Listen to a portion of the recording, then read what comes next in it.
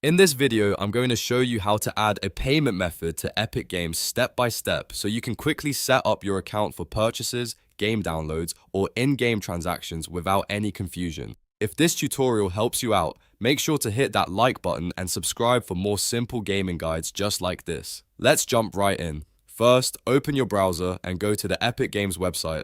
Once you're on the site, look to the top right corner and click your profile icon. This is where Epic keeps your account settings, payment options, and other important account tools.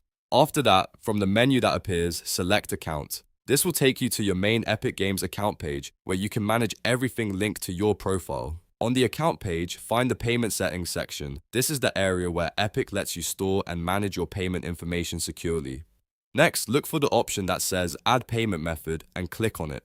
At this point, Epic Games will usually show you different payment options you can choose from, such as a credit or debit card, PayPal, or another supported method depending on your region. Choose the payment option that works best for you. If you are using a card, enter the required details carefully, including the card number, expiration date, security code, and any billing information requested. If you choose PayPal or another digital payment method, follow the on-screen prompts to connect and verify your account.